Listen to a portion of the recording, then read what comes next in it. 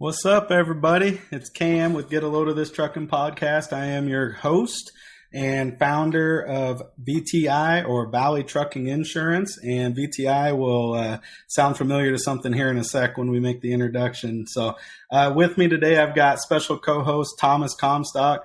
Thomas is an insurance agent actually with me over at Valley Trucking Insurance, specializes in trucking and transportation. It's funny, Thomas, I was just on a podcast down when I was in Vegas this last weekend, and one of the guys that listens to our podcast was talking, and he goes, for the longest time, I thought Ryan and Thomas were producers. You said producer. They're like, do they produce the show? Do they do this?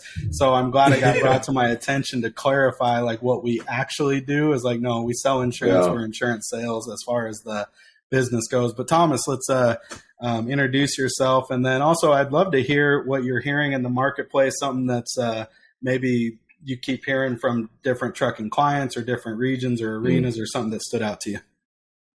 All right. So yeah, Thomas here. Good to see you, Matt, and we'll get to you in a minute. But yeah, so I've been with Cameron now at VTI for 6 years, something like that. And been involved with the trucking as a specialty for the last 3 or 4. Definitely have seen a crazy amount of increase of claims and issues with traffic conditions.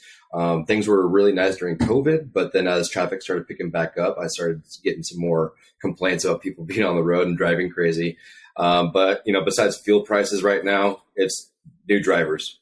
It's making sure that they can find qualified, reliable, and safe drivers. And that's been the biggest crux for almost all of my accounts that have gone bad recently, is because they can't find, or the ones they do have, cause incidents. So yeah, that's probably the biggest thing. No, I like that. And I think gas is a huge one. In fact, I've had a couple recent phone calls, unfortunately, with great clients too, and awesome business owners, and they are making some tough decisions to go lease back on for folks that have a lot more competitive rates that they've negotiated for gas cards, right, for fuel prices. Because once you're dealing on a business, the cents add up for big percentages on the overall grand scale of things. And so and you had mentioned the increase in traffic and stuff, which I think is a perfect segue for my man Matt, which is with VTTI, not to be confused with VTI. So we kind of got a chuckle about that. I had the distinct pleasure of meeting Matt and actually listening to Matt present a couple months ago down in Boise, Idaho, for the Great West Casualty Leadership Symposium, which was a phenomenal event, and especially in the last couple of years with COVID, a much welcomed in-person event. And I had a blast. Matt kind of had opened my eyes to VTTI. I had seen some stuff that you guys put out. I didn't understand the level of in-depth knowledge you guys had and the different projects that you guys took position on in the transportation industry, not just trucking, but commute and the freeway, the infrastructure and everything all around. Matt, how are you, buddy? I'm doing great, Cam. Thanks for having me on today. Yeah, we're excited to have you on. And I think a good segue for you is let's give a little bit of an introduction to VTTI, or Virginia Tech Transportation Institute is what it stands for, and what you guys do, maybe a 30,000 foot view. And then we can dive into what led you to work and kind of be passionate about this project and the projects you take part in. Yeah, absolutely. So the Virginia Tech Transportation Institute is part of the University of Virginia Tech. We are located actually off campus, and we research pretty much anything and everything having to do with tires hitting the road. So we have a group of researchers here who are dedicated to infrastructure. They study all different types of pavements and how those different types of pavements can impact the friction of the tires on the road. We have other people that look at roadway lighting. We have a track here at Virginia Tech where we can actually replicate 95% of all the roadway lighting that we find across the world. So we do a ton of research on that.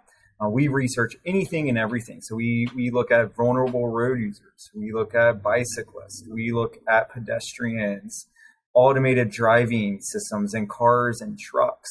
And the division that I'm in is focused on people who have to drive as part of their job, whether that is a truck driver, a bus driver, or it could be a pickup truck or van driver that has to go out to different work sites across the country to perform their job. So we do pretty much anything and everything. We do about $50 million of research every year.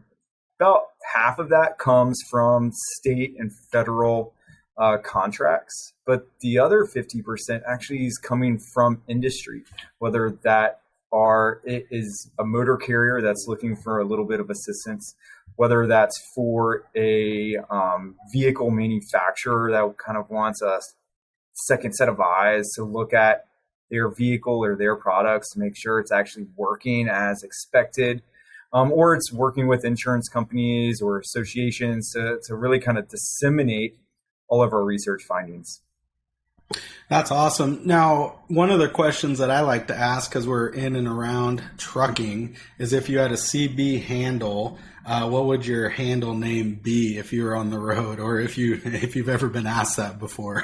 I haven't, but it would kind of have to be like safety guy or something. Yeah, safety guy it is. I think let's run with that. And that was one of the big topics, I think, in Boise when you spoke, was a lot to do with crashes, crash prevention, some of the leading causes or pre-indicators of what's causing that, at least hypothetically, right, based on the research and what you guys are looking at. Thomas had mentioned increase in traffic, right, post-COVID. And it seems like everybody found a bucket of money and doesn't need to work anymore. So everyone just spends their time driving around paying for the $5-6 per gallon fuel, causing issues on the road. But let's talk about that for a sec, because that was one of the things that stood out to me. And actually, before we do that, one of the, I think it was the quote that you had used, "Don't learn safety by accident," I thought was awesome. Like, that was one of the things that stood out to me in the presentation, which I thought was cool, because it all goes hand in hand for these fleets and the truck companies. And our target audience is truck drivers and fleet owners, safety managers, and industry folks. But let's talk about the traffic and kind of leading indicators that we think that are causing a lot of the crashes. Yeah. Going back to that quote, that's my favorite quote, I think, safety related. It actually comes from the International Brotherhood of Electrical Workers. So, really not transportation focused at all, where it originated from, but it's so applicable to what we do on an everyday basis. When we go and talk to fleets, almost never am I brought into a fleet before that crash actually happens. It's almost all the time something terrible has happened, major crash or an incident has occurred, and that's when we're coming in. And that's not how we want. That's not the best way to approach vehicle safety or workplace safety at all. It's really to try to learn the best practices to be safe before something like that happens. So traffic's up. We have data. We work with some partners that collect a lot of telematics data on the roads in the United States. And what we found was, when COVID happened, everyone was off the road. People were working from home, except for the trucks, right? They had all this demand to deliver all the freight, to still stock the shelves, whether that's medical stuff, electronic stuff, because everyone's buying everything from home now. And, all that stuff has to get shipped to homes. So there was a lot of freight going around, but all the light vehicles, all the four-wheelers out there, they weren't on the roads. So what we found was that heavy vehicle, commercial vehicle speeds shot up, right? They were no longer getting stuck in traffic jams. In fact, what we found was that really in those first kind of 3 months of everyone, working from home, commercial vehicle speeds increased 30%. And that's not necessarily saying they were going above the speed limit per se. It's just whatever speeds they were averaging before the pandemic, they were going 30% faster. So that's a pretty big jump, right? And what is fascinating is, about a year later, people started going back to work, right? People started taking vacations. We all see the light at the end of the tunnel. We're out in our vehicles again. And actually traffic went up. It went up above the baseline that was going on before COVID. And the speeds never came back down, right? So we now are actually having more traffic on the roads, and commercial vehicles are still going faster than they were before the pandemic. In fact, it's about a 12% increase in vehicle speeds still, even though there's more traffic on the road. And that's just creating a lot of potential problems, right? between that commercial vehicle and other commercial vehicles or light vehicles. Yeah, and a big pandemic, which has been addressed time and time again, and there's initiatives and days and months and things surrounding distracted driving. And commercial drivers, you'd want to think, are never distracted. That's not the case, because people are easily distracted, whether it's listening to music, talking on a hands-free device, hopefully not talking on an actual device with their hand, but a bunch of things. But the four-wheelers, I come to a stop sign, look over, and it's like almost every person's on their phone, right? They're doing Twitter or what. I don't know what people do at stop signs, but it's kind of like a plague. And so the increased speeds just create this recipe for disaster. And so I think it sheds a little bit of light and insight into why the selection of drivers for these fleets and these trucking companies is so important. Because if they have tickets or prior activity for speeding through a work zone, right? That's a big deal. Hands-free device tickets, following too closely, or even like running stop signs or failure to yield and that kind of stuff. It's like on the surface, those tickets seem kind of petty, but what are they? No, they're a pre-indicator to what's going to happen, the likelihood that this person could and will crash, and then the severity of it, because there's a lot more congestion on the roads, just those percentages ramp up. And so those are the things that stood out to me, in an easy way that we can relay that back to these company owners. Is it is important on who you hire. It is important on being selective. It is important on figuring out what does their motor vehicle record look like, and why is that important, right? Why do insurance companies care? This goes obviously hand in hand with what you do, with what insurance companies care about and look at, because the only thing an insurance company can base what they want to do on and understand your risk is the past, right? Mm-hmm. And so, I thought that was cool. And I know distracted driving, I think, was actually one of the slides or one of the topics in your conversation. What did you guys find for the distracted driving? What was the big thing? Actually, maybe one or two things that stood out. Yeah. Real quick before we go to that, I wanted to touch on something, because you mentioned that driving speeds is still up 12%, and there's a higher congestion of traffic. Have you noticed an increase of speeding tickets to correlate with those the increase of efficiency that's going on out there, or is it kind of a unknown how it's happening? Because that's fascinating to me. Yeah. So this data was. The most recent data we had regarding the speed and traffic was about a year ago, August 21. So I can't say whether it's still that way or not. I suspect it still is, but I don't have the data actually to back that up. The speeding tickets is a whole nother player in that game, and why we actually, I think, saw the increase in speed, because what we know during COVID, police officers were not out in force, right? They were hesitant to actually pull vehicles over, whether those were four-wheelers or heavy vehicles, because they didn't want to have that face-to-face interaction with people, right? They were worried about it. So there were less police out, visible, doing enforcement activities, and they were giving much fewer speeding tickets than they were pre-pandemic. So, that also plays into part why we saw vehicle speeds going up. Let the safety culture kind of thing going, like they're letting you slide for too long, so then it just becomes the norm kind of thing. Exactly. It's like hiring the wrong drivers that Cam was talking about, which, like you said, is super important. I mean, the culture, we talk about it all day. Yeah, and speed's tricky, because the vast majority of people, whether they're driving a company vehicle or their personal vehicle, they go above the speed limit, right? People go, pretty standard to hear people say, 5 you're fine, or 10 you're fine, 15 you're mine, right? There's this built-in culture or acceptance in our culture for going above the posted speed limit. But what you see, people do it, but when do they brake? When do they slow back down to that posted speed limit? It's when they see a cop, right, sitting on the side of the road. So they are not following the rules because it's the right thing to do. They're following the rules because they don't want to get caught. And that's a big problem, especially for fleets. And that is something that a fleet can try to address, because a fleet can build a safety culture within their organization to help kind of change that acceptance, change that behavior, that mindset of, speeding is not acceptable, going above the speed limit. There's a reason why those speed limits are there. Now that's hard. That's really hard to bring that perspective into a fleet safety culture, but it's possible.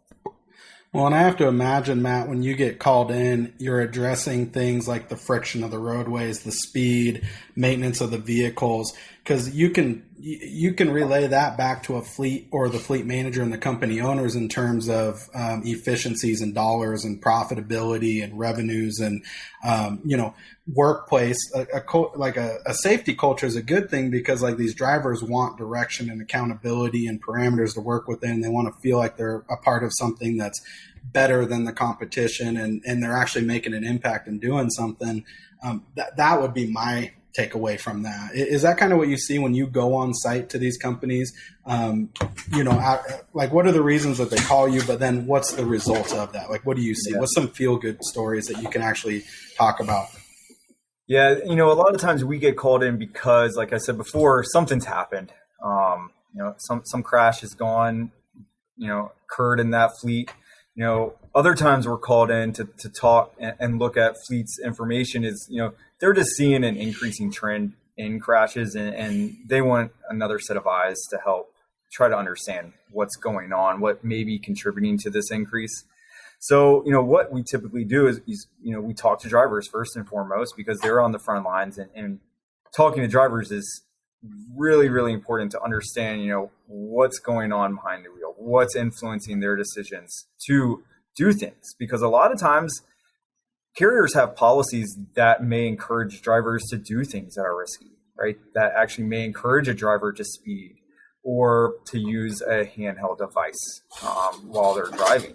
So, that's number one, is talking to drivers to figure out what's going on. And then we just look at all the programs, all their policies that they have to try to figure out, are they doing what we know as kind of a best practice?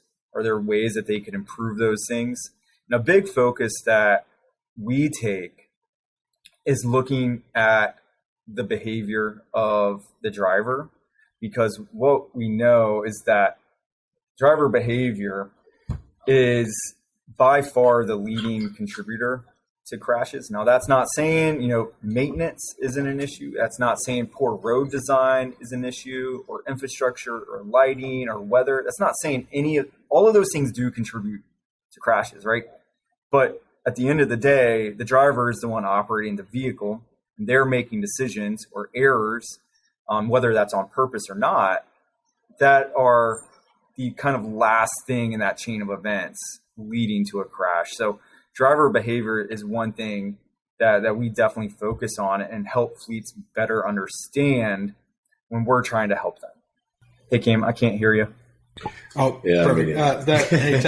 Sometimes I make mistakes. Make sure the drivers make mistakes. I make mistakes. We're all human, right? And actually, technology, my ability to use this technology failed me, which is actually what I was talking about. Is technology, I think, comes into the conversation because now you're getting the introduction, and it's not like new technologies, but like the lane departure, early crash warnings, and all these different things, and forward and rear facing cameras. And that's like the big thing, right? Is that now you're getting autopilot assist or self-driving vehicles. I have to imagine that, these fleets are coming to you guys looking at, hey, talk to us about technologies. Talk to us about what are you seeing from the fleets or the carriers that are using and adopting tech? What is the positive? What are the negatives? What are a couple of the big technologies that you have actually seen make an improvement? Yeah, technology is huge. And most, other than driver behavior, technology is number one thing that we focus on. And we've been looking at these safety technologies for a really long time. And what our data shows and what a lot of other people's data shows is that they work. I think the biggest ones that can have the biggest impact for fleets are those driver assistance systems. And that's the best way to frame them, is that all of these technologies are designed to help and should be framed as a way to support what the driver is doing behind the wheel. These are professional drivers. They're, really good at their job. The vast majority of them are safe. They don't get into many collisions, and when they do, a lot of the times it's the fault of somebody else, right? So these systems are designed to be their backup in case something happens, in case, they're not looking in the right place at the exact right time. Maybe they're looking in their side mirror and somebody cuts them off and slams on their brake right in front of them. That's not them doing something wrong, right? But that technology could serve as their backup to help prevent a collision or reduce the severity of a collision. So, the big ones that I think are really effective are automatic emergency braking. So that's, typically is a radar camera system in that truck, provides a warning if they're approaching a vehicle too quickly based on the heavy vehicle speed and the lead vehicle speed. And if the driver doesn't respond because of whatever, maybe they're not looking, or maybe they are having a medical emergency, right? The truck can actually slow down and brake itself to help prevent that crash. So that's number one. Lane departure warning, we have a lot of data showing that they are effective. I know a lot of drivers complain about lane departure warning alerts. They can go off quite a bit. And the truck takes up nearly the entire lane as it is, so it doesn't take much to start approaching that lane line. So lane departure warning alerts go off. But the data over and over supports that they are effective at preventing and reducing crashes. We did a study a couple years ago looking at heavy vehicles that had lane departure warning and compared them to the number of crashes that vehicles were involved in that didn't have lane departure warning. There was about a 48% difference. So trucks with lane departure warnings were involved in about 48% fewer side swipes and run off the road collisions compared to trucks without that technology. So that's a huge thing. Other technologies, telematics is really good. They provide a lot of that data that we can use to help drivers become better. And of course, video-based monitoring systems are really big, and they allow us insight into exactly, what's going on in that truck and that the other vehicles around our truck are doing, which is a huge, huge benefit of that technology, is capturing all of these four-wheelers and what they're doing around the truck unsafe. Because what our data shows and other people's data show is that a lot of the collisions are not actually caused by that truck driver. They're caused by other vehicles on the road, cutting them off, speeding, weaving in and out of traffic, tailgating, all of this stuff is leading to a lot of crashes. So these video-based technologies are providing a lot of data to help back that driver up in case of a false allegation. They're their friend, right? If you can show that the truck driver is doing what they're supposed to be doing, because almost all the time they are, that's really powerful. I agree. And I think the fear of the driver that I'm being watched or monitored is unwarranted. Nobody has time to sit there and watch you drive for hours upon hours upon hours to figure that out. Really, it comes into play when there's an incident or an event, right, that triggers where it's it can be super helpful. I think you alluded to a couple things, is because a lot of the crashes I feel are caused by other parties, four-wheelers or circumstances and things like that, without the actual evidence and the use of technology to back that up and prove that we're innocent in the event. The insurance companies and whoever else is involved, attorneys in the litigation, are subject to the reports, witness reports if there is any, cameras and recordings if there are any, and then based on that they put together this theory, and it might not go in the truck driver's way, right? And that's evident with the nuclear verdicts, right? And so these truck companies, I was just down in Vegas for a deal. Every billboard is an attorney billboard. Almost everyone was. It's hey, were you injured by a big rig? Were you in an accident with a big rig? They might as well just have a ATM on wheels, and that's what it looks like going down the road for a lot of these attorneys and a lot of these venues, depending on where it happens. So I think that creates the reason, and this is why it's so important for companies to turn in their claims to the insurance companies immediately, to let the insurance companies get ahead, help set that narrative and help defend, and not come from behind the eight ball, right? That this other party already talked to an attorney and created this narrative, and all of a sudden it's your fault somehow, when really it's not.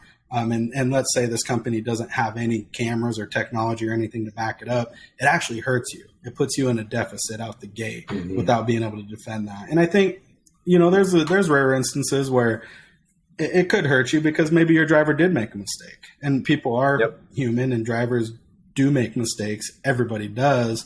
But that's just, you're just going to have to take the good with the bad, use it as a teaching opportunity. I also heard some powerful things that when we were down at that event, we actually there were fleets down there and carriers that were sharing and involved in the conversations where they're like, hey, this actually helped us. And that was actually a moment that we can use to teach our other drivers and positive reinforcement and give accolades. Like, this guy did this happened, and this is what the guy did, and it was amazing. And he averted an accident and basically just, you know, he was a professional driver, and they were able to give him kudos for that and share that with their team members. Right. And I thought that was pretty powerful.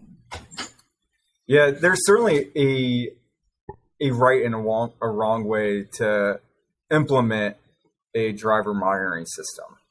If your purpose is only to try to catch drivers doing something wrong, that's not how these things are. And that's where all these myths come from, right? Companies that don't necessarily have a good plan of implementing them, and they're just using them for punishment. And really, the purpose of these things are coaching tools, using the data and the video examples to coach drivers and to reward drivers. If you can find cases where your driver is doing everything that they can right, they're, you know, maybe they see an event happen in front of them and they have a great response. You know, that's what we want. Showcase that, you know, pat that driver on the back, ask them if you can show it to other drivers as a kind of a recognition. You know, that's really good. One other thing you mentioned, you know, even if these camera systems catch or find that there's a collision and your driver was distracted, or your driver was, you know, just doing something, right, that caused that collision. Well, you now know that, right? You now can find that out, and you can settle that case instead of having it go to court, instead of having this lengthy process, because at the end of the day, you know, you can save yourself money and just take ownership of it because you have the evidence and you say, yeah, you know, that was our fault, right? We're going to be responsible and we're going to take care of it. So I've heard a lot of fleets also say that, you know, it's really powerful, even if we are at fault, because, you know, those things happen.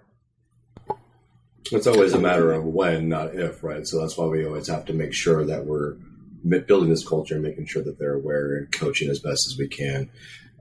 Which of the like ELD programs do you find that are most accessible to give fleet owners the data on their drivers that they could use to help, you know, coach and reward? Are there different metrics that each one track, or?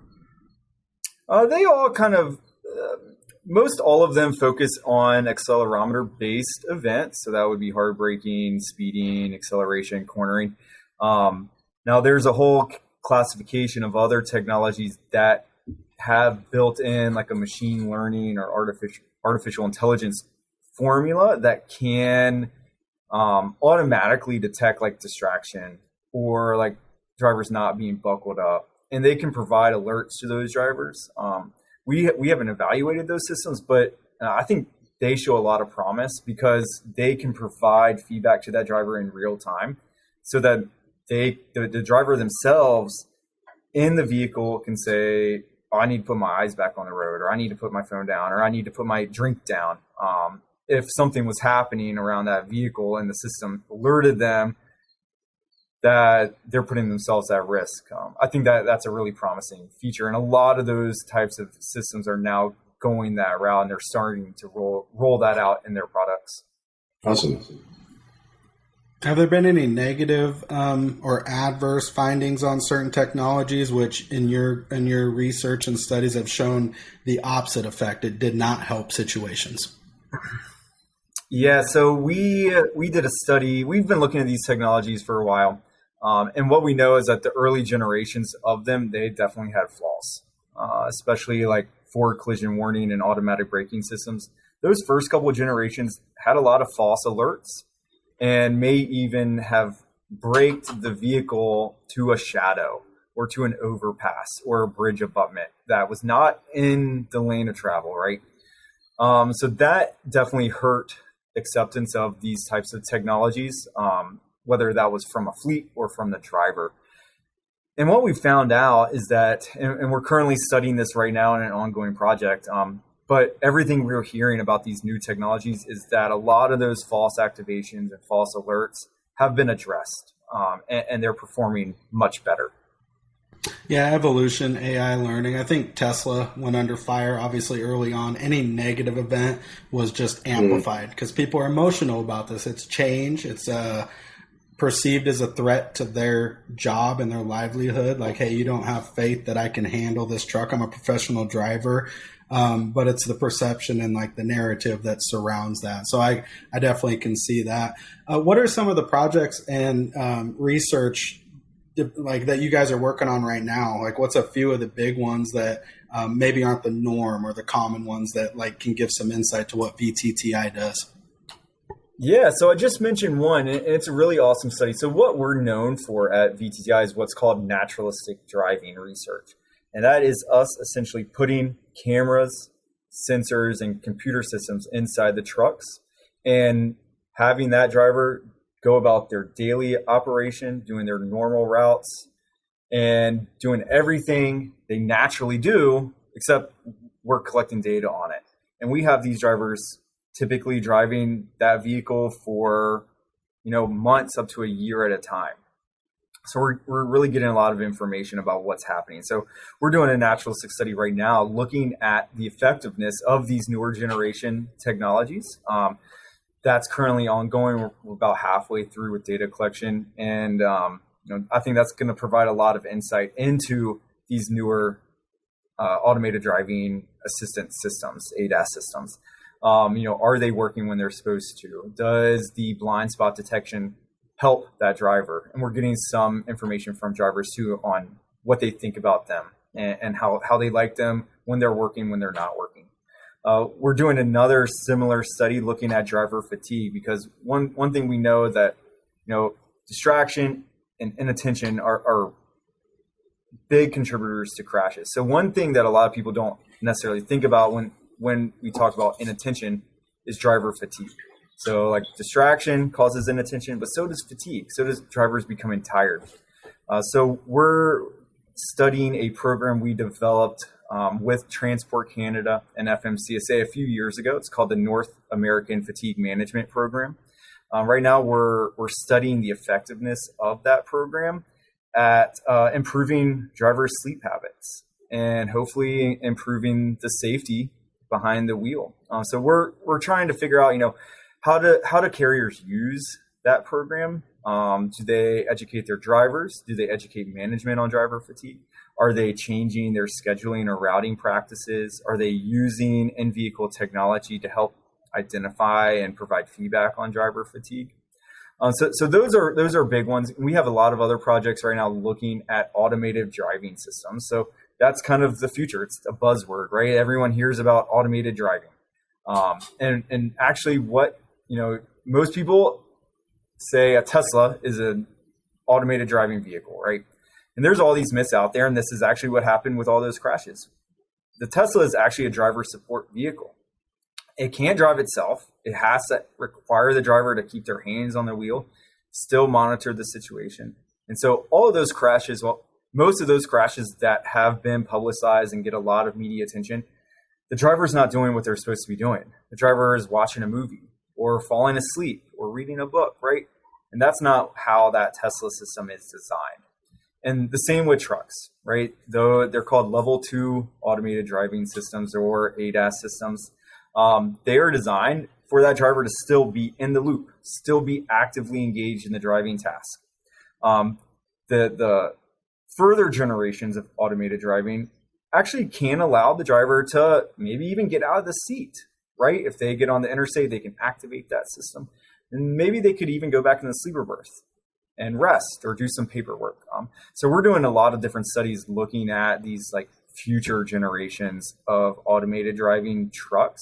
So we've got some simulator studies where we're looking at how drivers kind of partner with these systems and kind of the safety effects of that partnership. And it's super interesting to me. And I think you're right. A lot, you can't say all those crashes were directly caused by the driver because they were in control, but there could be medical reasons. There could be reasons outside of them just not paying attention. One of the things that I think that's the argument is, and there's been some studies I've read and listened to some things on airplane crashes where it's autopilot. So the pilot's not engaged, not paying attention to the warnings and the alarms and the signs. Once it gets their attention, they're not working through the proper checklist or steps to get back to identify what the actual root cause of the issue or malfunction of the plane is, because it's like all of a sudden their brain's back engaged. They weren't paying attention the whole time. And so they're kind of flustered and they have to act quickly. And if they don't do the proper sequence of steps to identify the cause to fix it or correct it, that's what's caused a couple of the big crashes, right, on airplanes. And so that's one thing I had heard is like, hey, you remove the driver's attention too far from the task at hand. And then once something does occur and all of a sudden it's like, hey, you got to take quick action. They're not, and I can't remember the term that they had used. But anyways, like they're just not engaged back in properly. They take the wrong steps because they're flustered. Yep. Yeah, absolutely. I think there's a lot we can learn from these different modes of transportation, whether that's pilots or even like drone operators. They have they're monitoring all these systems, and how can we keep them engaged? So truck drivers, how can we keep the truck drivers engaged and ready when needed to take over or respond to any malfunction of the systems? Because malfunctions can happen, right? Some of those crashes probably are the result of things with sensors going wrong or sensors getting covered up or dirty. So we need to have the drivers ready to take over if needed.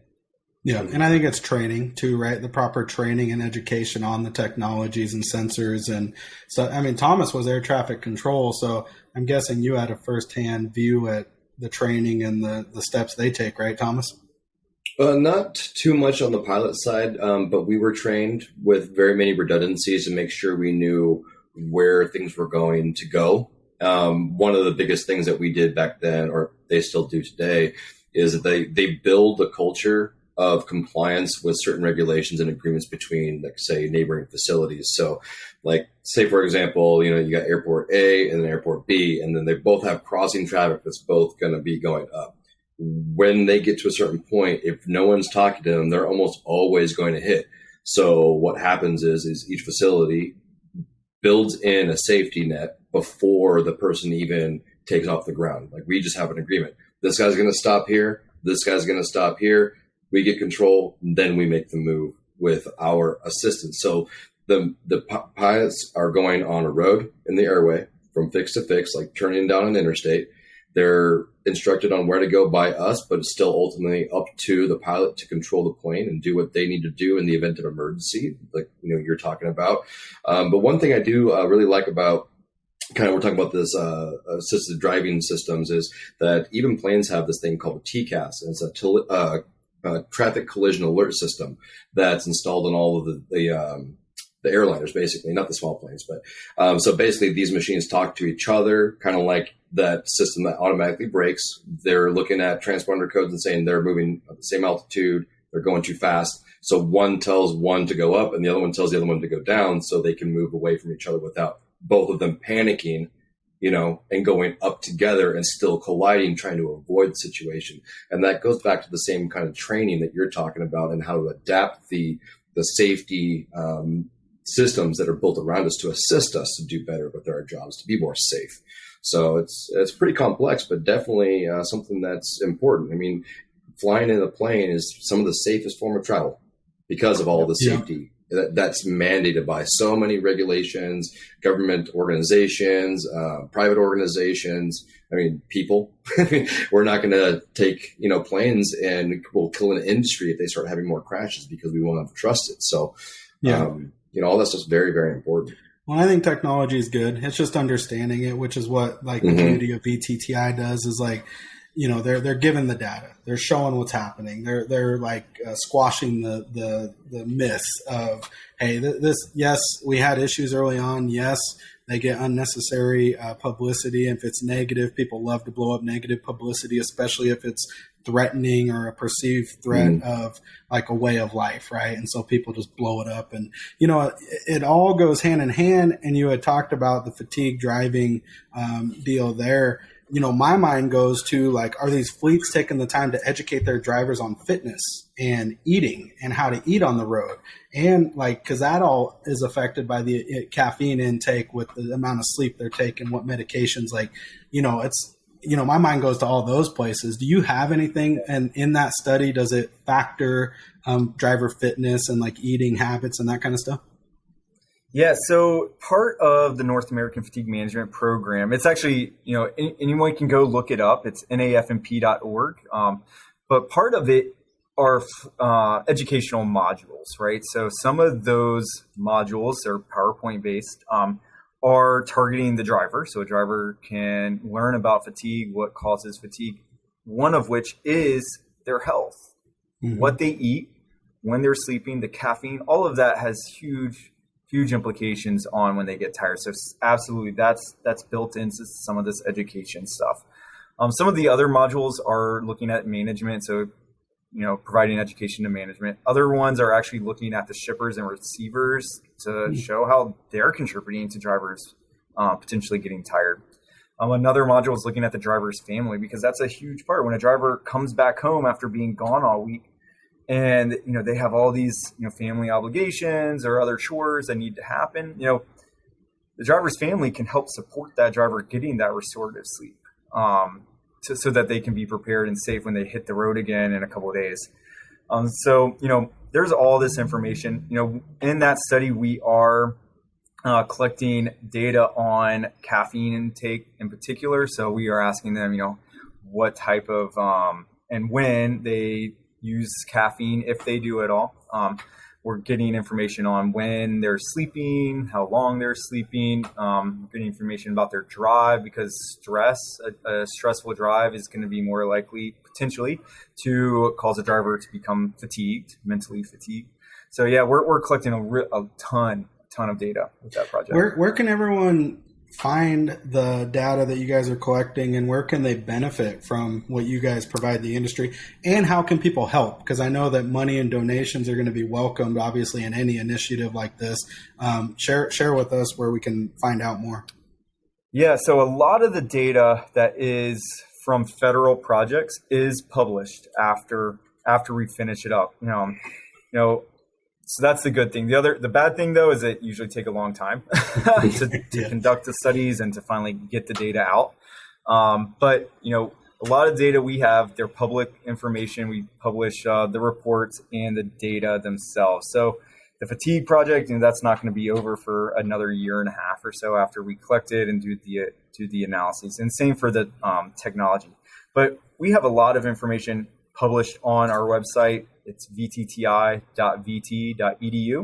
So you can access the public reports there.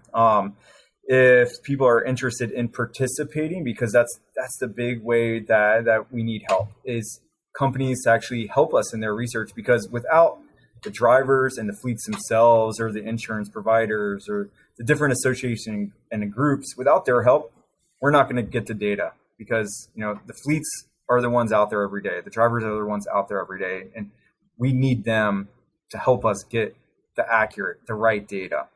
And then, of course, funding. Certainly, we like all the funding.